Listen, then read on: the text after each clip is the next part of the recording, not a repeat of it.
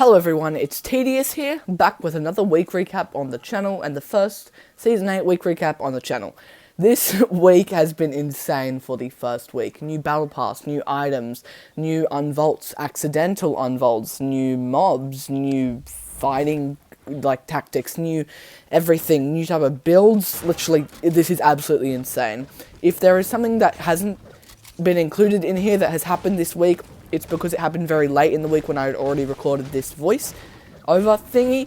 And yeah, so if there's any gameplay in the background that doesn't match the current map, or if anything massive happens in the next day before the next week, which I doubt it will, I think it would happen on the week. But yeah, we're basically just going to be going over what happened this week. And we're not going to do what happened next week, because I find that I would say everything that was going to happen and then the next week recap was pointless. So we're updating that, and we're just saying what happened this week because it is a week recap. So yeah, without further ado, if you enjoy the video, make sure to hit the like button, subscribe, turn on post notifications so you never miss another one of these videos or another Fortnite storyline informative video. We have a really good one tomorrow, collaborating with one of my viewers. So yeah, it's really good. You should stay tuned for it. And without further ado, let's get right into it with the battle pass and the rest of the changes that came with the season's update, starting off with Charlotte. She's a monster slayer that was possessed by a demon who come to take down the sideways, but now she has to fight off the cubes as well.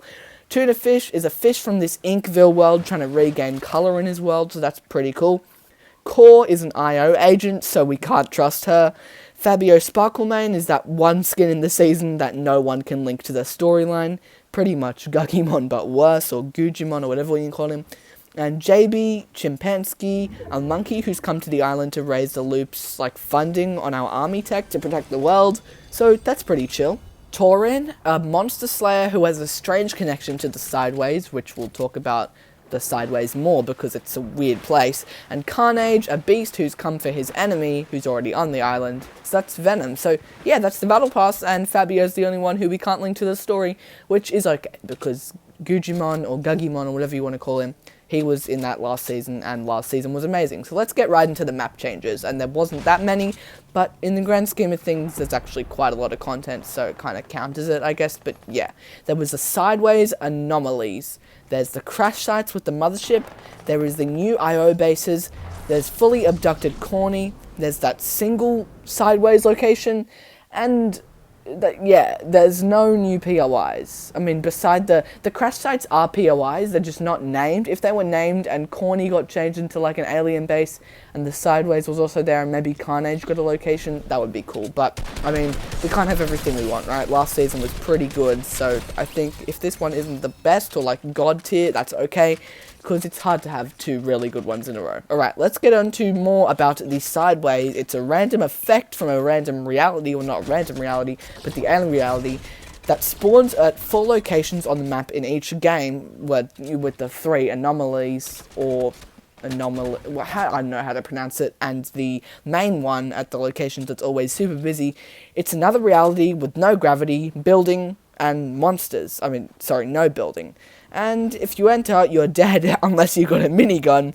If you somehow beat the monster, or the monsters, or whatever you want to call them, you have a chance at fighting the cube assassin. Then if you beat her, you gain your loyalties to the cubes. So nice. There's also a Sideways anomaly glitch that happened recently, which got them removed straight away. Classic, a redo of what happening with sand tunneling, but luckily they're back in game now, so we're all good. Now, that's all on the Sideways, but we got way more to cover that happened this week. XP got ruined, and I mean absolutely ripped into by the community right now. I'm actually on level 35 in the first week of the season, so I'm not too mad about it. I don't think it's that bad. But for some reason, it just feels very lackluster with the punch cards, and that's actually something we have to talk about. It gives you a lot of individual character storyline, and I'm fine with the amount of XP. So I think they need to keep doing what they're doing, but apparently they're going to update it.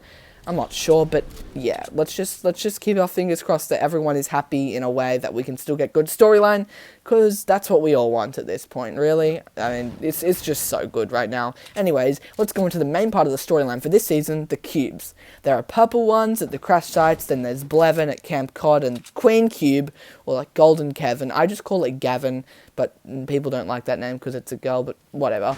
It's been moving a whole lot, but was originally at Holly Hedges, and it started an entire event. I mean, I streamed it for like 7 hours, nothing happened, but then it spawned like baby cubes, and it zapped all into its energy, and there was a massive like fight between the cubes, but then it ended up that it multiplied itself to protect or defend their reality, and defend their reality from who? Well, us. So yeah, now we've got like baby cubes who came from bigger cubes who came from a golden cube, and that's probably going to happen to all the cubes, so we're pretty much dead. So, JB Chimpanski, you're going to need those funding machines to work a little bit better, okay? Yeah, because we need protection. Alright, now let's get on to the small changes that not many people notice. The new edit style for Trespasser Elite, Ferraris were removed, the war effort, well, yeah, that's actually a pretty big change that people have noticed. Harpoons returned, no one's talked about that, but I think it's pretty cool.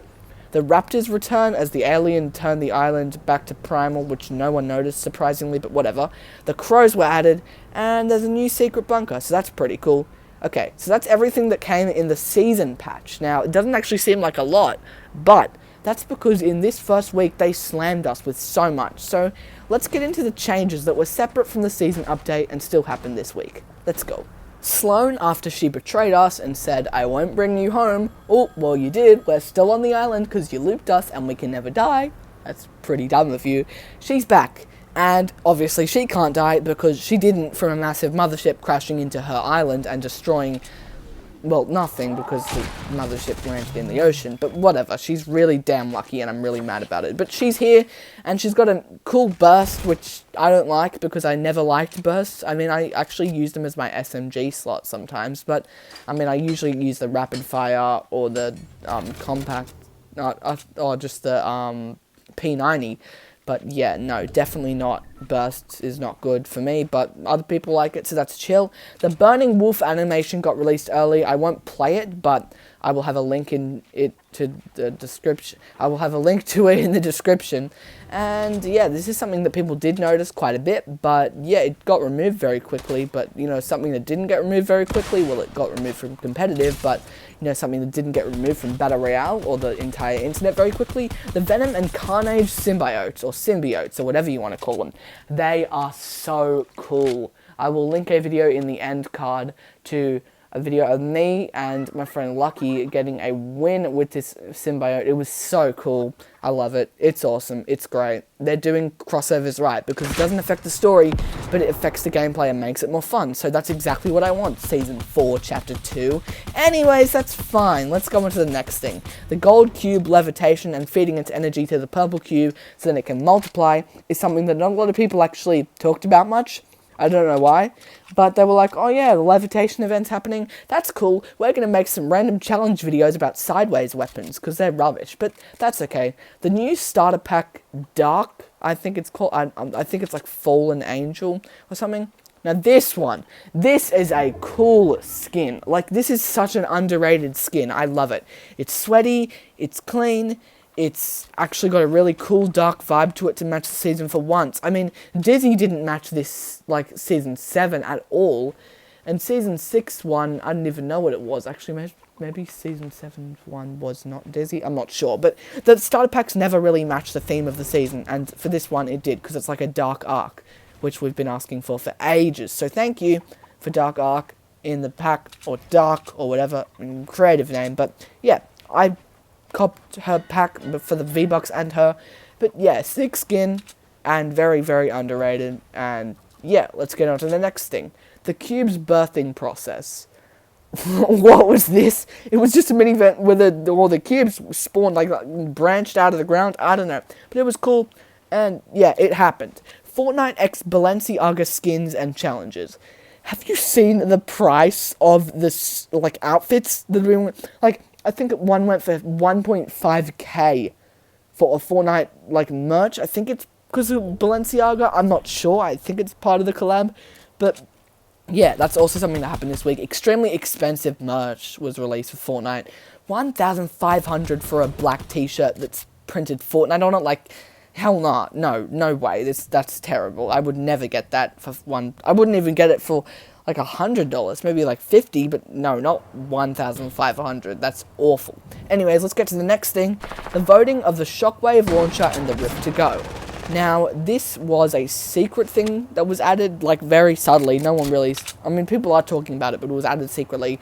Also, the Shockwave Launcher and the Rift to Go both got added back accidentally, and it was cool. I got some gameplay with it with a friend, but it was for their channel, so it's not actually on my channel. But, yeah, it's pretty cool that they added those back, but come on, guys, vote for Shockwave Launcher. It's way better. Alright, the wall reinforcement got added, and it is insane. You can trap people with fireflies, as I think Cypher PK did. Dude, this is insane. This is I love this. It's so awesome. The wall reinforcement is really something that we need. And this is a last sort of short thing, but the XP changes are coming soon, and we are getting new punch cards that will give us more XP. The XP system will change, milestones will return. And yeah, that's just a brief explanation of what's happened with that. We got a new punch card, Wrath. I just think I need to go deep into that, because I don't have my own, I want to have my own opinions with that. And yeah, that's pretty cool. But I hope you enjoyed the video. If you did, make sure to hit the like button, subscribe, turn on post notifications, and yeah, subscribe for more videos and comment if you enjoyed it. And this season's epic. You're epic too, and epic people, they subscribe. So yeah, we're very close to 200. I appreciate you all. Have a good one. Peace.